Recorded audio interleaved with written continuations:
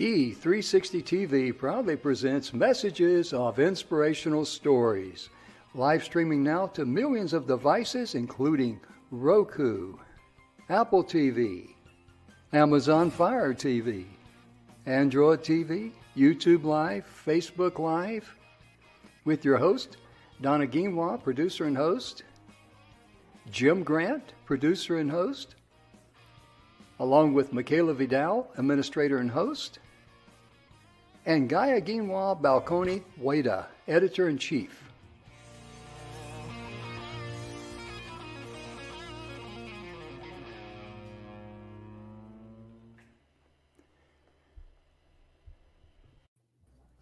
Good afternoon, everybody. Welcome to the Messages of Inspirational Stories. We hope this Monday afternoon finds you, full of love and joy and ready to take on the week. Today, we're talking about making a difference in business. And folks, do we have some amazing people to talk about? People that had an idea and turned their dream into a reality. And that's what you do, because not only did they bless themselves or families, but they were a blessing to many others, because some of these folks, they employed a multitude of people, created jobs for a multitude of people. Absolutely. And that is so critical. And as we look at this day here on the National Today, this would be right down Emerson Brantley's alley, because he talks about, first time I met Emerson, let me back up. He's standing on stage and he's wearing a pirate's hat. And I'm going like, okay, I didn't know where he was coming from, but that's it started many years ago. I don't know how he got the pirate's hat. It was either given to him. I know. He was going to a costume party. So he went as a pirate. And then he was on a cruise ship, and they were going to be, several people going to be finding him tomorrow. And he said, well, and somebody made the comment about just wear your pirate's hat. So he did. So that's how he could be found in a crowd on a cruise ship. Right. And it was a marketing cruise is what it was. And so it just kind of stuck. It became his quote unquote symbol. Right. And the reason I say that, because today is National Meow Like a Pirate. And it shows a kitty dressed up like a pirate. Right. And also for kids to talk like a pirate. Of course, we want to, keep the language there a little unpirated. Well, today is also National Butterscotch Pudding Day. Yum. Yeah. Although I don't know what it is. Butterscotch to me is usually just too rich. Mm-hmm. It's just not something I can have a whole lot of. Yeah, I'm pretty much the same way. I'm not a fan of butterscotch. I can take it in small doses, but that's about it. Yeah, it's just too rich for me. But this one is awesome. National Cat DNA Day. DNA, yeah. Yes. That's amazing, isn't it? Yes. Because it comes to our cats. They are exceptionally loved. Yeah, and part of our life, big part of our lives. Absolutely. And also, I'll take this one here since I fit the category better than you. Respect for the Aged Day. Respect for our elders. And when a society loses the respect for their elders, they've lost their purpose for existing. They really have. There's no other way to put it. And the final one there is, I'll let you take that one there. I've never heard of this though. Go ahead. Well, you go ahead and take it, because I just lost my national day. Okay. National Woman Road Warrior Day. Juggling housework and a hectic work schedule requires travel isn't easy. That's what makes these women road warriors, going to work, coming back, going to the grocery store, doing soccer, all of those things. Yeah. But I bet you never thought of yourself as a road warrior, huh? A warrior. Definitely a warrior. Yep. Understand. Well, Jim, you have a specific gal you want to talk about first. Yeah. Yeah. She's out of Tucson, Arizona. She's originally from Bisbee, Arizona. Her name was Cele, Cele Peterson. And she was known as the first lady of fashion in Tucson, Arizona. And Celeste, she was known as Celeste Peterson. She worked there and served the Tucson area more than 75 years, and she died at the age of 101. But what's really amazing is that when she started out as a young girl growing up in Bisbee, Arizona, she was just a typical kid, and she got into places where she shouldn't have get in places because that's a mining industry. You can imagine all of the caves they went into and things of this nature. And she was a tomboy is what she was. And you can imagine some of the things she went through in her life, some of the things that we did. And when she got a job working on the staff of a congressman, and that was right after college. And she met her husband, and they moved to Tucson. And she started in the clothing business. She actually had a store one time right there in Bisbee, Arizona. In fact, my mother-in-law bought that store from her, and from the lady that bought it from her, I should say. And with that, on her very first buying trip that she went to in New York City, now this was back in the early 30s, in the summer of 31. I mean, she worked for Senator Carl Hayden, but after that, she went into the clothing business because that's what her parents did. They were in the business. She goes on a buying trip, and this guy in New York City asked her, says, because he found out she's from Arizona, the Wild West. Do you have a gun? She says, I sure do. And she was carrying a gun with her, and he was kind of blown away by it. I love it. Oh, yeah. And she was known as, she had a co-ed shop at the corner of Stone Avenue and Pennington Avenue there in Tucson, Arizona. But what made her so unique was her clientele. She was known to have some of the best and unique clothes around. And a lot of the celebrities of that day, they would visit her. Lady Astor was one. Debbie Reynolds, Elizabeth Taylor would come to Tucson, Arizona and buy from her. And even during the slack times when things were, economy was down and all that, her store continued to not only survive, but thrive and grow. Well, if And I recall right, Jim, though, it was her way of thinking about business that made her successful. yes, it was, because she had a very basic comment, and everything that she Yep. did just involved this particular frame of mind. And her comment that she built her business around, she says, I don't sell people what they need. I sell people what they want. Right. And when you think about that, Donna, Oh, yeah. think about how any entrepreneur out there Yes. could offer people, there's a lot of people out there offering what you need or trying to get you to buy what they think you need or whatever. But think about the ones that can draw people to them because they have what they want. Right. They really do. That's amazing. Yep. Really is. She was something. So I have a person, Jim, that I want to talk about. And Okay. he is pretty impressive. Mhm. And it is Sir Richard Branson and why integrity matters. Mm. Okay. So I think most of us have heard that his philosophy is take care of your employees and take care of them well, Mhm. and your employees will take care of your customers. Right? Mhm. So this is a really long article, and I obviously won't go into the whole thing. But the popular leadership takes vision and imagination, and it requires a certain optimism, a determination, and creativity, the sort of characteristics that inspire confidence. Confidence that turns other people into followers. To become a leader, one must have the ability to clearly and forcefully articulate a vision and work towards turning that dream into a reality for the common welfare. Leadership is the capacity to translate vision into reality. And that was said by Warren Bennis. Okay. Well, he takes this.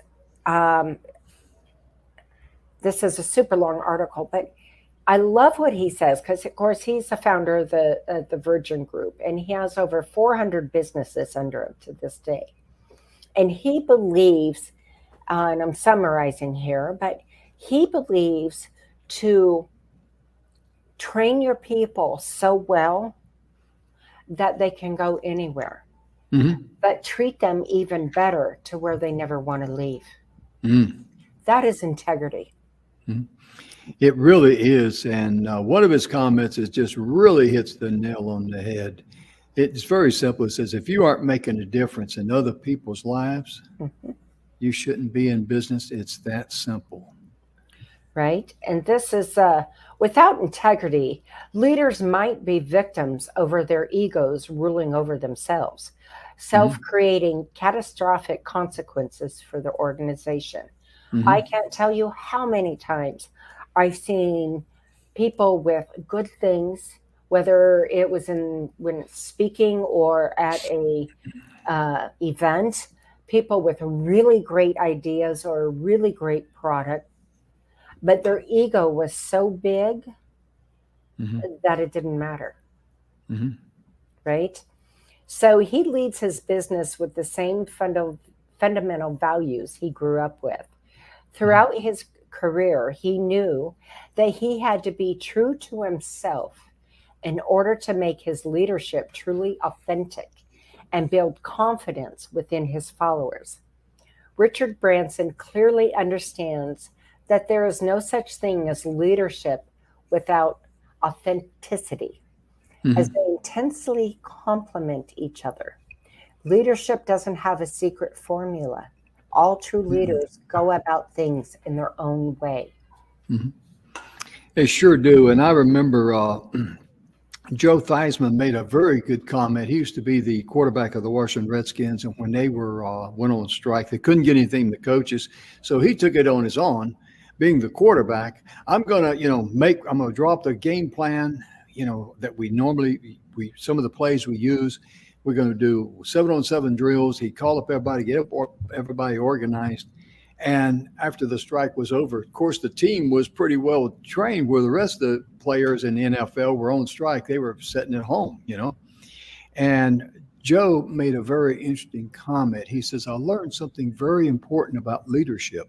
Leadership is not getting people to just follow you.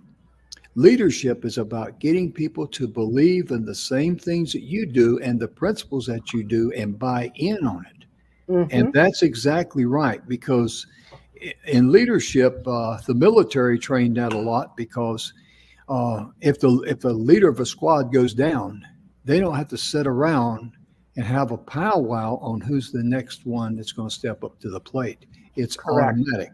And that's the way leadership has to be. Right. There's no other way. Right, that's true. And one of the things, this is really fascinating. It goes on to say, what truly stands out about Richard Branson's success, however, is the fact that he never went to college. In fact, he never even finished high school. Suffering from dyslexia at a young age, Branson could neither keep up with his classes nor fit in. Yet he knew he could transform his vision into reality. My parents agreed to let me leave school on one condition, that I would do everything I could to turn my ideas into reality. Even though he had no formal education, Richard Branson remained loyal to his upbringing throughout the founding of his organizations, as when hiring his company's C-suite, he prioritizes candidates' passion and commitment over and above their educational backgrounds. Richard Branson has instilled within Virgin a culture that encourages and even celebrates failure. As an entrepreneur, he understands that without trying something new and failing at it, Mhm. it's almost impossible to innovate and grow. Mhm. Do not be embarrassed by your failures. Mhm. Learn from them and start again. Mhm. Making mistakes and experiencing setbacks is part of the DNA of every successful entrepreneur, and I am no exception. Mhm. Yeah, that's very true. One of the things too he's known about, and visualize this. He's known about his organizations and people who work with him and all the businesses. There's a certain amount of charisma, and that starts with him. And there's also a certain amount of emotion because emotion is energy, Right. and that starts with him too. So if you're looking to create, your business or get your business to grow or whatever you want to do, make sure that you align yourself with people who have the same type of energy that you do and focus on that charisma and that emotion, that energy, and follow it. That's the best advice I think we could give them today, huh? Absolutely. Absolutely. But I love how he celebrates failures and doesn't make his Mm. employees feel horrible and want to crawl in a corner. Hmm. I mean, how many times, Jim, in your life have you worked someplace where you did something that it was maybe not right and you were made to feel horrible for it, Hmm. right? Yeah, it's never happened to me personally, but I've seen it happen. And one of the things when I was going to academies and stuff like that in the military for leadership, one of the things that they always hammered in us is you do on the spot corrections privately, but all Absolutely. but always praise publicly because that, if you do that, I mean, it just really tears a person down big time. It really does. Well, and you get more flies with honey than you do vinegar. Hmm. So it goes back to you can correct somebody, right? And say, that was an amazing try. And I love the fact that you went for it. Hmm. However, that doesn't work. So, we need to think about refocusing. There are ways you can go about it in correcting somebody without making them feel, like they belong in a Hmm. gutter.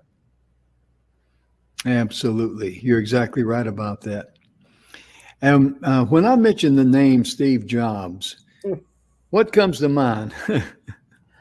brilliance, Yeah, Apple, brilliance. Apple computer and all that.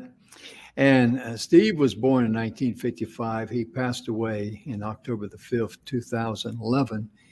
And he's definitely a person that lived the dream. And he's the co-founder of Apple, along with Steve Wozniak. And he was born in San Francisco. And his father was a Syrian, and his mother was German American. And shortly after he was adopted, shortly after his birth, and he attended Reed College, excuse me, in 1972. Withdrawing that same year, in 1974, he traveled through India seeking enlightenment and studying Zen Buddhism. And throughout his travels, uh, Jobs did not realize that he was really on a mission. It kind of came to him. And many times in life, that's what happens to us. We may not realize, 10 years from now where we're going to be. We're on a Right. pathway there. But if we follow the energy and we don't get distracted with what we think we should be doing or the direction we think we should be going in, that's going to lead us. And that's pretty much what happened to Steve Jobs here. And he and Wozniak, they co-founded Apple in 1976, and that was back when I don't think I'd heard of computers, yes, but computers were not common. Hmm.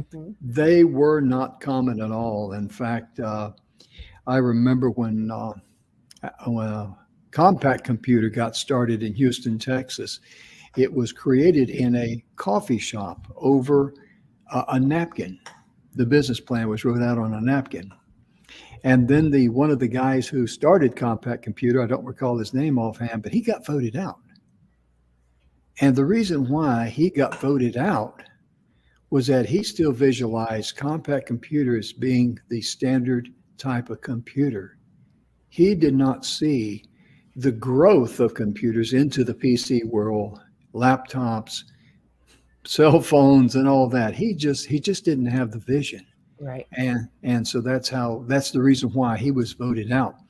But with Steve Jobs, what he did as a visionary, he had an open mind. And that's the biggest part of success right there. And because Donna, we both have seen people that's got open minds. We've seen people that's got closed minds. Right. And there is a big difference on the scale of success, isn't there? Oh, absolutely. Absolutely. Yes. It's the difference of perpetual growth Mm-hmm. or perpetual stagnation. Yeah. Truly really is. Well, how about this one, Jim? Hmm? Eberhard Anheuser and Adolphus Busch.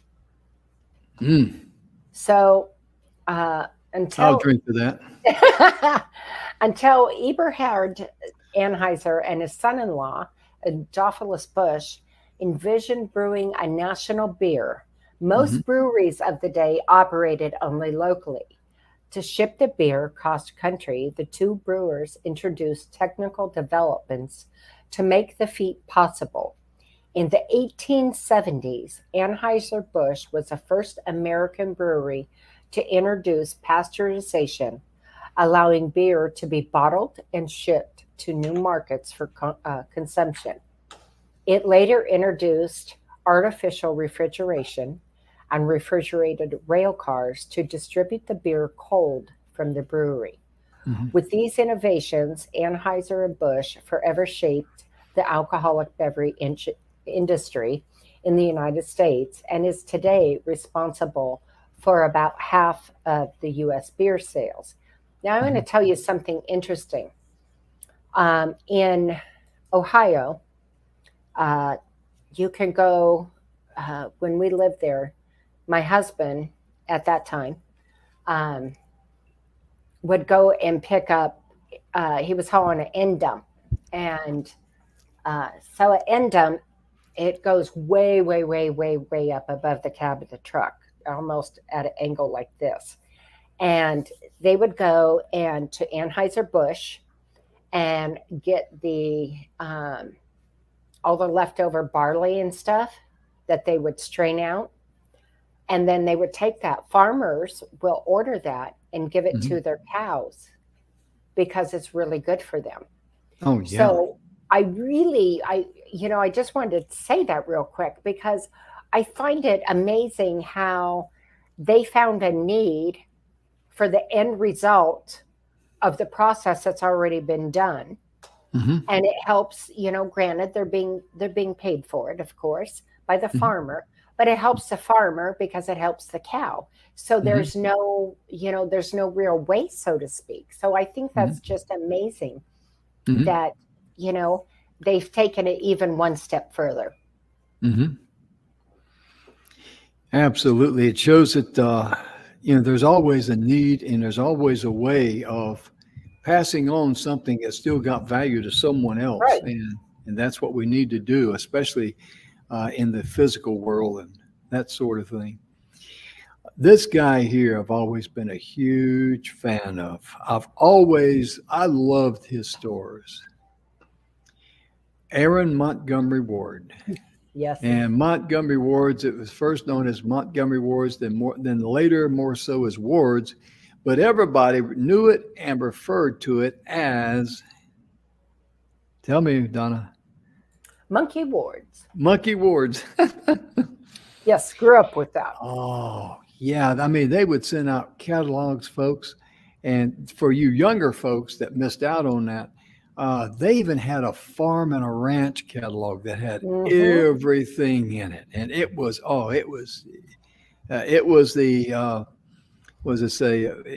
just a man's book that he enjoyed sitting down because you'd see things in there that you didn't normally see.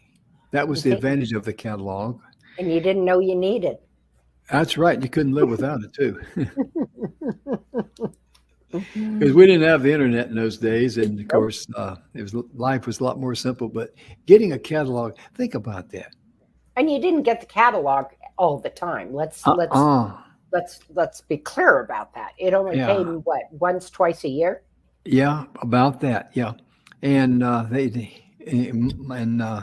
send out catalogs like for spring and fall. Hmm. Hmm. And so when you got the catalog in, it was a treat. And to sit down and go through and thumb through the pages. And dream. Oh, yeah. Oh, your wish list would just start getting longer and longer and longer and Yeah. longer. It was a treat. And I still miss those old catalogs. I really do. I really do. Yep. Well, I want to talk about this lady, Mhm. 1867 to 1919, Mhm. Madam C.J. Walker. Her accomplishments as an inventor, entrepreneur, and philanthropist are nothing short of amazing, Mhm. considering the time in which she lived and the short stack she was dealt. Born Mhm. 2 years after the abolishment of slavery, Walker was orphaned, married, pregnant, and widowed by 20. Mhm. But her strong resolve kept her going. The entrepreneur lesson of her success with her hair care products, Madam C.J. Walker blazed a new trail for Black women. She not only offered products designed especially for Black women at a time when most beauty products ignored their hair type, she also opened the door for other women to earn money selling her Walker hair care system. Mhm. Talk about advanced, right? Mhm. Pardon me. With her Mhm. $1 million fortune, a rarity for a self made woman, let alone a Black woman, she contributed generously to schools and programs such as the YMCA and the NAACP. Mhm. She's been posthumously inducted into the National Business Hall of Fame and the National Women's Hall of Fame. Mhm. Quote, if you recognize an unserved customer base, do something about it. Mhm. How about that? Oh, yeah. Oh, yeah, absolutely.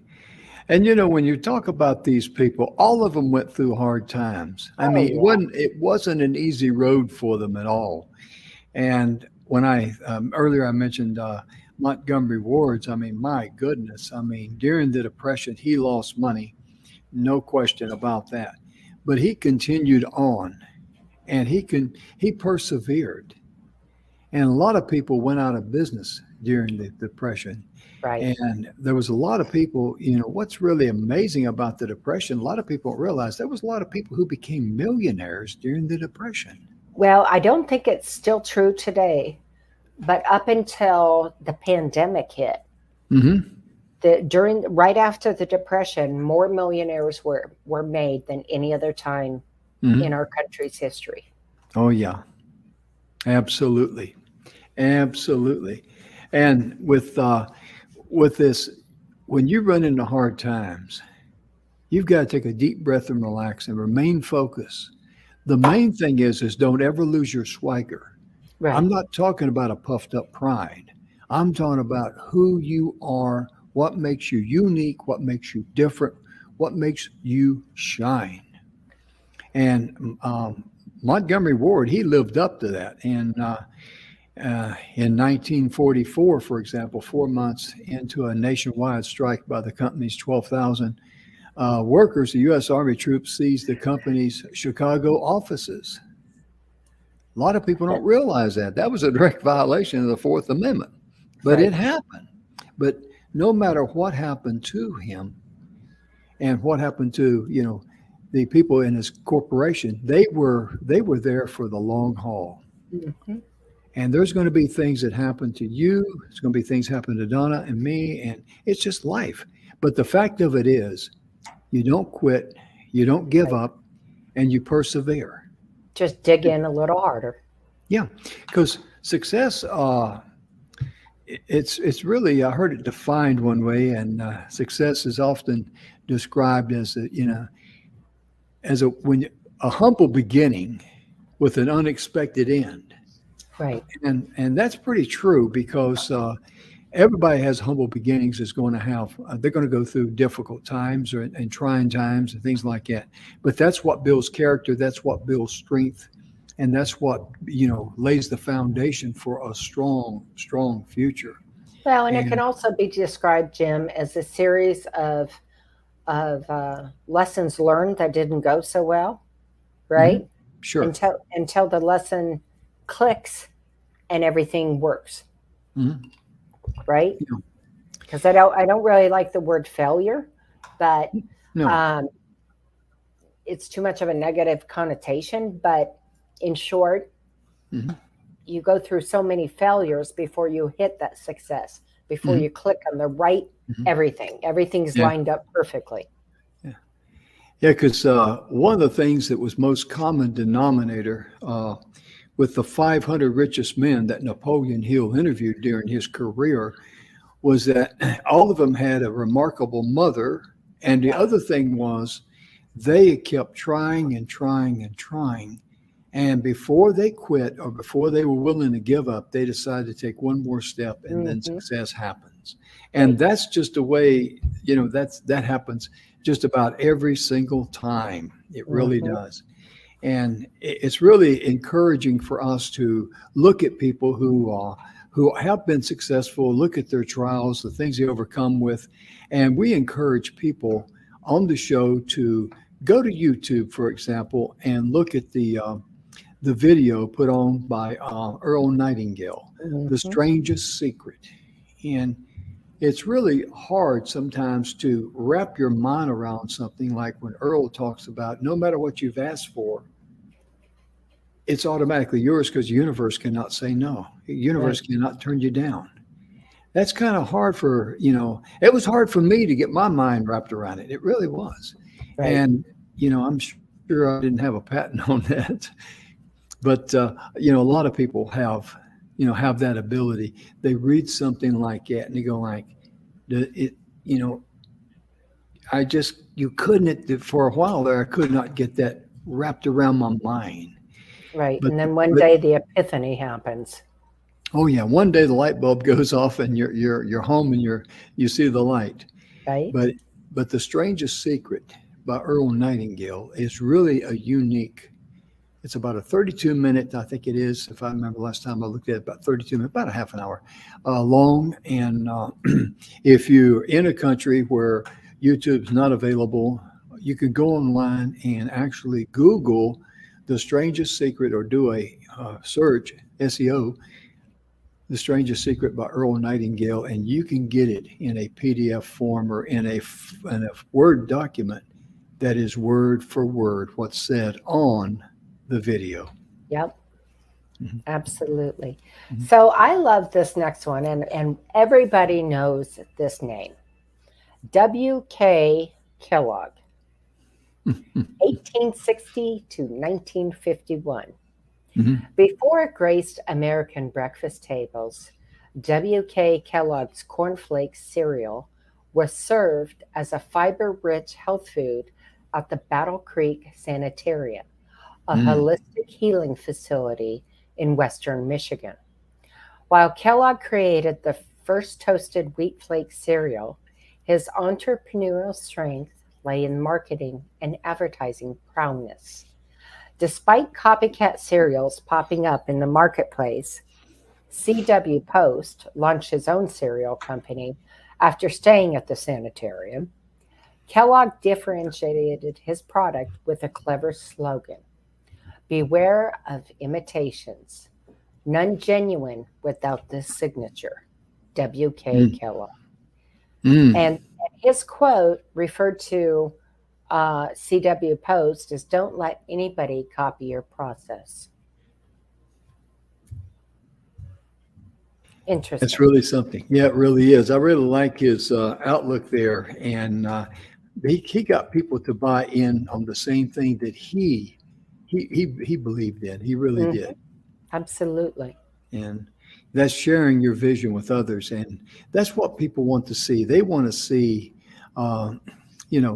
they want to see what you're made out of, what you believe in. And I'm Right. looking at the Kellogg Gary, and he's, oh my goodness, what he has done for the country and for others. My goodness gracious, just tremendous, just It is. tremendous. Mhm. And like right now, we'd like to offer you folks out there in TV land a free complimentary gift. Uh, Donna's going to invite everybody over to her house after the show. For But really, guacamole. really, yeah, we had that on Friday, yeah. But realistically, Donna can offer you a complimentary 30-minute consultation on what is blocking your energy. And I'd Absolutely. just like for her to share a little bit about what she does there. Well, this is, I have a lot of skin in that game, understanding the block of energy. And it comes down to three things: a person, a place, or a thing, or a combination thereof. And so when we are stuck in that area or areas, right, and we can't get past it, we don't always know it's even there. We just know something isn't right in our life. But the Mhm. reason is because as just human nature, sometimes we're just too close to the forest to see the trees. Mhm. And that's where I come in. I help you through a design program go through and dissect what it is that's bothering you that you may not even know the exact area it's at. Mhm. And then as we work through that, you find that your energy opens up and your negative energy goes away. And it's a learned thing. You learn how to keep the negative away. So Mhm. it's not just a one time you come back, although that has happened, but it's learning to handle what is negative and blocking you going forward in your life. Mhm. And that's what makes a difference, Jim. Oh yeah, it really does because and once you get unfocused on the problem, then you can focus on the solution. Absolutely. And so many times we get caught up in the process of that. Also, too, with Bill Heinrich, a great friend of ours, um, my goodness gracious, the seven levels of truth. My goodness, he has a book there, the seven levels of truth. This is it here on. I got a copy of it. This is on Amazon. Bill believes, and or doesn't believe, he knows for a fact that what's blocking your energy is a train wreck for you. And you can get in touch with Bill at True Life Purpose Now. Bill will also give you a 30-minute complimentary consultation. And as far as I like to offer folks out there, because speaking is big, Yes. speaking is huge. And a lot of people find it, think I'm kidding when I said when I was in grade school, all the way up through my most of my adult life, I avoided public speaking at all costs because it scared me to death. I got Hmm. scarred in school at an early age doing oral book reports. It was torture for me, and I hated it. And then life led me in a way that I had to become an instructor in the military. And I had no choice but to conquer that. So, having a fear of public speaking is what's known as glossophobia. If you contact us here at the TV station there, email inspiratione360tv.com and just say, hey, I'd like to have that document on glossophobia or the fear of public speaking. Let us know. We'll be glad to get that to you. It's our gift. Absolutely. And And I would like to say, on behalf of Jim and Bill and myself, please know that this gift is nothing but from our heart. And we mhm, are not going to hound you. We're not going to mhm, bombard your email. We'll just no, simply do what we can to help you. yeah, And we are all way too busy. mhm. And I just feel it's really important because I'm sure we've all had people bombard us over and over again. But Oh yeah. yeah, but we don't do that. Mm-mm. No, we certainly don't. The reason we don't do it is because we know how you feel and we feel when it happens to us. And we don't want to have our name tarnished like that because it's just not necessary. Right. And, Our website is our TV show.live. That's a short link people can remember that will direct you to our website of messages of inspirational stories.live. But also to our shows are available on YouTube as well as our website. It's also available on our Facebook page. So please like, share, and follow with, the information that anything that we cover with others. And since we got our email address up there, I got to put it back up there. With this new fall program, of course, on Monday, we're covering, making a difference in business. And Tuesdays, we're going to be covering, finding health naturally. Wednesdays is youth, making a difference. Thursday is pets we love. Friday is women in leadership. Yes. Now, as you become more familiar with these shows, because each Monday, that's what, like today, that Monday will be making a difference in business. That's what this program will be every single Monday. And the same is true with the other programs.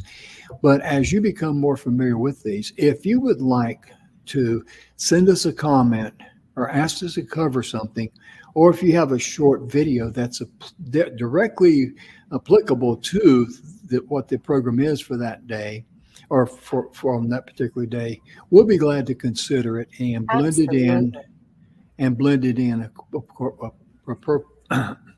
appropriately. Get my tongue going here. Just make sure it's a good quality video and maybe up to a minute long. That's about as long as we really need because, like on pets, some people may have a 10-minute video of their pet because they love it and it's just as cute as it could be, but we can't take up 10 minutes of our time on one pet. We might get run off, Right. But honestly, folks, we welcome, things from you that you'd like to hear, that you'd like us to cover, or things that you might know that we don't. And we are super open to that. So please, please, please, inspiration at e360tv.com, and one of our staff will get it to us. Absolutely. Well, Jim, I have somebody I want to talk about real quick. Okay, is it me? I'll talk about you in a minute. So this is near and dear to your heart, though. Does that help? Okay. All right, let's hear it. Milton Hershey, 1857 to 1945. Milton Hershey offered the masses what had once been a luxury only for the rich, a sweet, decadent enjoyment anyone could afford, called the Hershey Milk Chocolate Candy Bar. He used modern machinery to mass produce products at a lower cost than producing them by hand. He believed the most productive workers were those who earned a real living wage, so they too could afford to buy the products that they helped produce. But Hershey just didn't build a company, he built a town.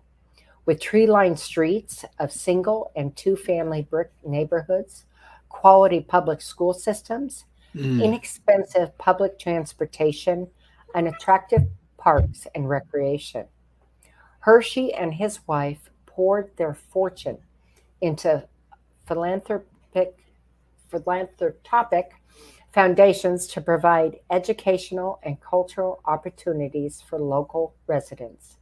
In 1918, Hershey endowed what is now known today as a Milton Hershey School with his entire fortune of Hershey Company stock. That's a lot. Appropriately, the town was renamed from Derry Township to Hershey, PA, and remains a popular tourist attraction. Quote, give them quality. That's the best kind of advertising in the world. Oh. Is that not a profound? Yes. Now, this is a man who not only had a dream, pursued it, but saw a bigger dream for the people that worked with him. So he literally put his money where his mind and mouth went. And that's one thing to remember. When you deliver quality, you never have to apologize for it. Nope. And when I was in business, with my manufacturing business, uh, there was an opportunity to make a cheaper product to be able to attract a specific market. Right. And I said, no, I'm not going to go down that route because my products have a reputation of lasting. Right. And I don't want to just trade the reputation we've earned all those years and sell And get products. repeat business Yep. and Oh, get yeah. referral business. Oh, yeah.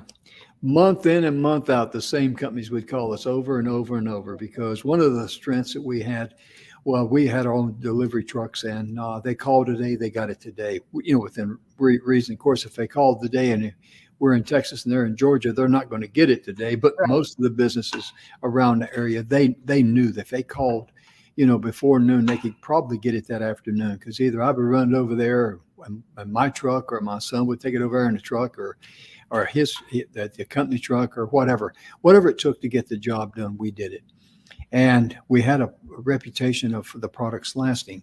And I chose not to get into that cheaper market because I didn't want to start creating the reputation that some of our products are good and some of them are not good, Right. And I just couldn't go down that street.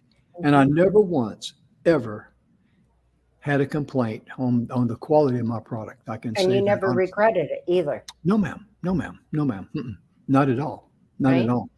I didn't make as much money as I could the other way, but you know what? I slept better. I Well, mean, that to me is having that peace of mind that when you look at yourself in the mirror, Jim, mhm, mhm. and you can say, "Yep, I didn't screw anybody today. I didn't Yeah. take their money. I didn't make an Mhm, inferior product." mhm. And this is what is one of the most important things to me. And if anybody knows me, they know that this is true and something I don't even play with: integrity. Oh, yeah. Integrity is everything to me. Mhm. Yeah.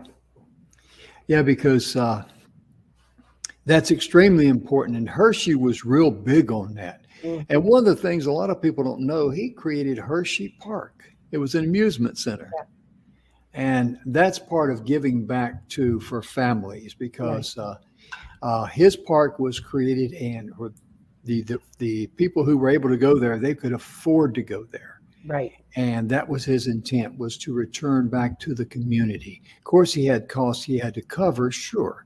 And that was part of what the mission did. But the fact of it was, Hershey Park was a fun place. It was his way of saying thank you to Mhm. families for making me successful and Well, making my employees. he didn't make a amusement park admission so high you couldn't get in, Oh, yeah. Oh, yeah. right? Absolutely. Absolutely. He wanted to give back so much. And he's just And he did. yes, he did. And he opened the park there. The theme park was opened in 1906 and formerly called Hershey Park. And it included a baseball game. See, here again, I mean, goodness, it's all about entertainment. And music was performed, and rides were, the first ride was added in 1908. It was a merry-go-round and roller coasters, and he Oh, I put love in it. pools. Oh, yeah. He just made it a fun place to go. He really did. And it has over 142 rides today, I think, something like that. But it's just amazing how his desire was, he didn't go into the theme park business for money. No, He did not he do went that. into it for the people. Yes, he did. Yes, he Period. did. He Mhm, went into it to help alleviate mhm. um, the difference between the really wealthy who could afford to go anywhere and the common person working. Yeah, you're exactly right. Because a lot of people are very familiar with Disney World and all that. But see, I mean, he opened his park. I mean, it was 1901, I think it was 1906. Right. It was when it was open. And, he kind of like set the standard for Disney to follow, Yeah. you might say. He really Right. did. Absolutely. And it's just amazing what would make someone sit down and think, how can I give back to the community? How can I, because chocolate was something that people enjoyed. And he wanted to enjoy returning something to them. So he came up with I'm going to have a theme park, a place where people can come and have fun. Oh, wow. That's off the chart. You think about that. And for back then, that was as innovative thinking as can be. Oh, yeah. It sure was. It certainly was. He was a true visionary, Jim. Yeah, he sure was. And what made him a great man was the fact that he was able to give back to his community. If you want to be a big person, learn how to give back and help the smaller people that you can help in your life. Children, people who are like single moms. You can give to organizations who support them. Right. You can do many charitable things without any recognition of your name because you don't really need that. Right. Because when you do something like that, especially if it's unknown, that's always best. The energy will bring it back to you. It sure will. And, absolutely will. And, when you do, here's another thing. When you do something for somebody who can't give back, that is the true definition of love. It is a true definition of humanity and love. Oh, yeah. Because giving something to someone that they cannot, there's no way they can repay you for it. That's a higher calling. That raises you head and shoulders above a multitude of people. Absolutely. Your name will never be mentioned on the front page news. Your picture will never be mentioned there. But you know what? You can sleep good at night. The thing of it is, at the higher plane, above the stars, you're somebody. Don't ever forget that. And you can sleep well at night and be proud of who you are and what you do. And that'll give you a swagger, not a puffed up pride, but it gives you fresh air in your lungs, heartbeat in your veins. And that's what makes life worth living, because you're going to be blessed with things that money cannot buy. And the things you're going to be blessed with, Donna, what I love about it, money can't buy it and a thief can't steal it. Absolutely. Absolutely. And one of the biggest things that anybody can give anybody, if I can just say this real quick, and it only costs zero, and it only takes a moment, is give them a smile. Yeah. Give them a smile, because a smile is a welcome. It's saying, I see you, I acknowledge you, and you don't even have to say a word. You can just smile and nod at somebody. Oh, yeah.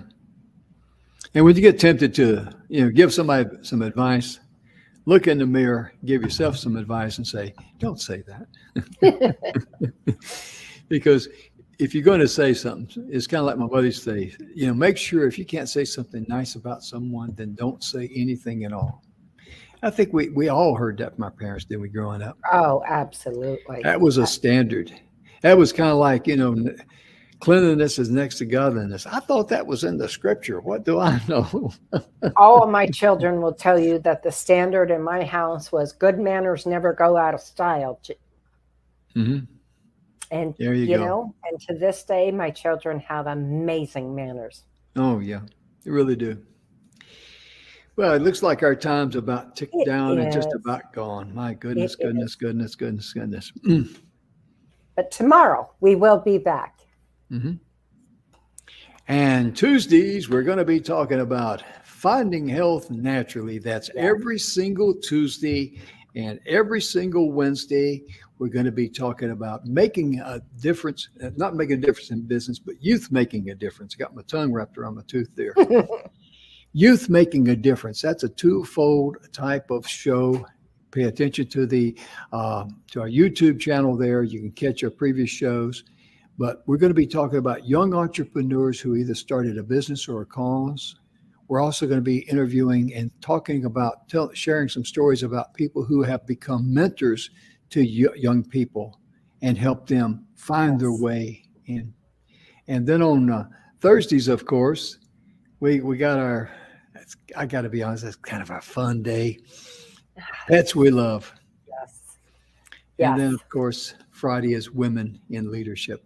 And our time is gone, ladies and gentlemen. We'll be back tomorrow. Thank you so much for tuning in. Be sure and love yourself first, and you can love others. And be sure and give yourself, as Donna likes to say, Grace. amen. Please share our show with